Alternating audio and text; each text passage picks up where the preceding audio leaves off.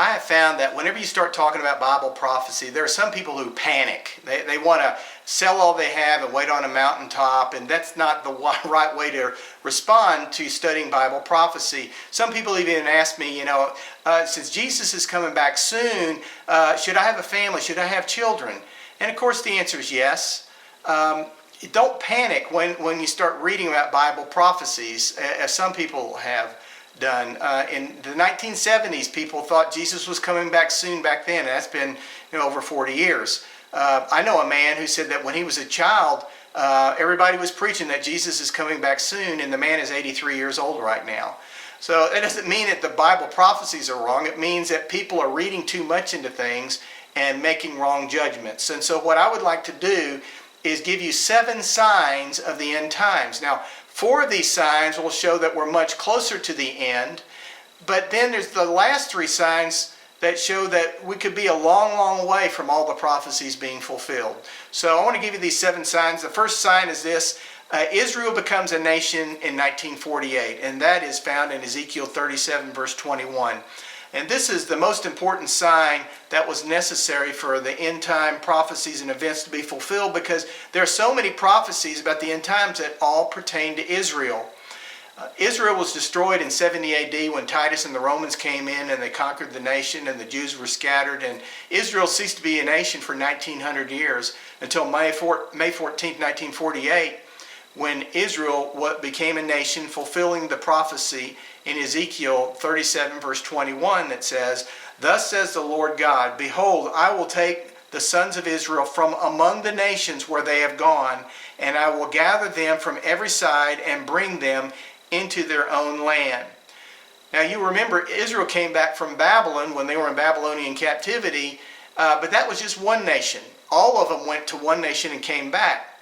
But this is talking about the end times when the Jews were scattered all over the world, and he says, I'm going to bring them all back to the nation of Israel, and that happened in 1948.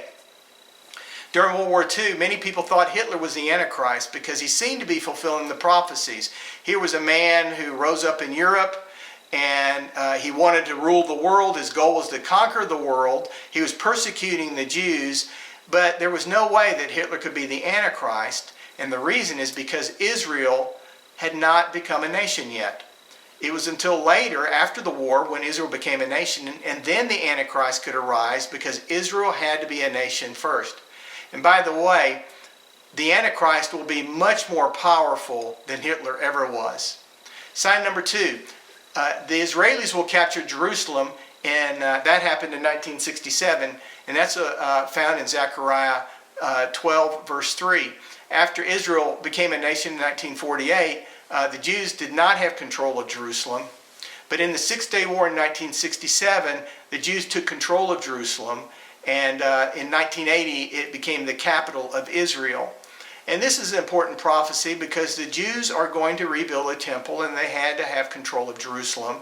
And Zechariah 12:3 also says that in that day I will make Jerusalem a burdensome stone for all people.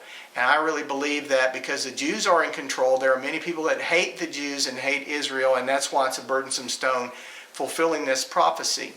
In sign number 3, the increase in knowledge and transportation, and that's found in Daniel chapter 12, verse 4, which says, "But Daniel, keep this prophecy a secret, seal it up so that it will not be understood until the end times, when travel and knowledge shall be vastly increased."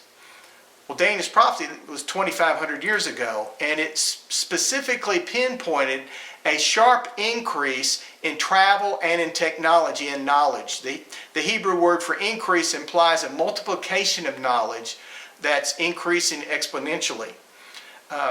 It's interesting to note that Sir Isaac Newton, who lived in the 1600s, also studied the Bible, and as he was studying this prophecy, he knew that it was talking about an increase in travel. And he said this, after studying that passage, he said, "Although the method is now hidden, I believe men will yet travel on the earth at the rate of 50 miles per hour. Well, in his day, the most rapid transportation was a stagecoach, just going a few miles per hour. So that was a pretty bold prediction for him to say 50 miles an hour. He had no idea, even though he was correct in his assumption, he didn't realize how quickly and how much it would increase, that eventually space shuttles would travel at 17,500 miles an hour. And he didn't know people would be traveling all over the world in airplanes and automobiles. But he understood that this is what the prophecy was saying. Daniel also prophesied there would be a great increase in knowledge in the last days. And I don't have to tell you about the explosion of technology in the last few years. It's hard to keep up with all of the new gadgets that are being invented because the technology is building upon itself. And so I really believe that this prophecy in Daniel 12:4 has been fulfilled about the escalation of travel and knowledge in the last days. Sign number 4, the potential for a one-world economy. That's found in Revelation chapter 13, verses 16 and 17. It says that the Antichrist will control the world's economy by making everyone have a mark on their right hand or on their forehead. And this could not have been possible up until a few years ago.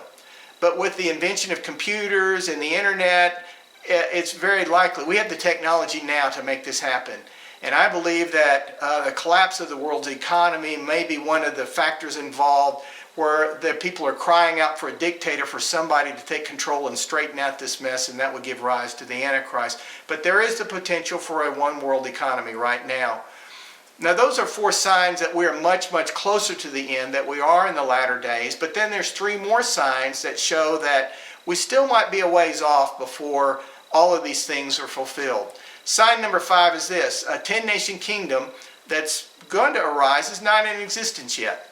It's prophesied in Daniel chapter 2 and in Revelation chapter 17 that the Antichrist will rule a 10-nation kingdom, and that kingdom has not risen up yet. If you take a look at the map that we have on the slide, you'll see what the old Roman Empire covered in Europe, and the 10-nation kingdom that could arise there.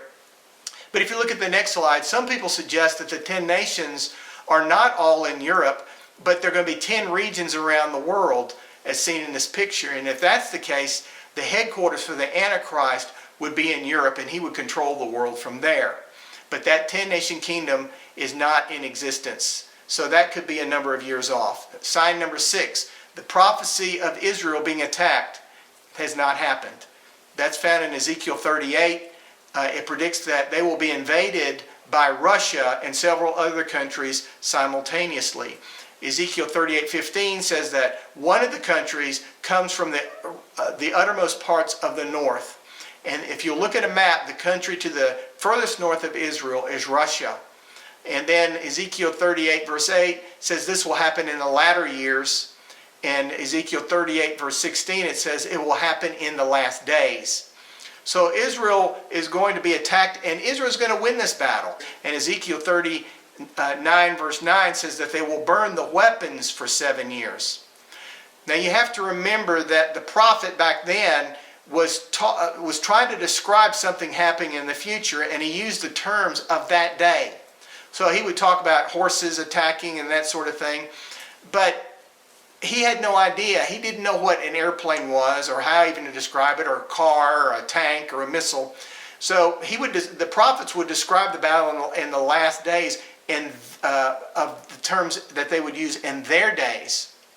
But the implication here about burning their weapons for 7 years could mean fuel. For example, gasoline or fuel that is captured by Israel from their enemies. They could use that gasoline or whatever it may be and burn that fuel for 7 years.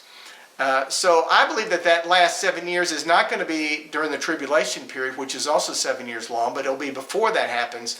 So if you take the 7 years that they will burn this fuel and add it to the 7 years of the tribulation period, the last 7 years, that's 14 years before the end that this battle could take place. Hasn't happened yet. And then sign number 7, the Jewish temple has not been rebuilt. And that's prophesied in 2 Thessalonians chapter 2, verse 4, and a number of other places.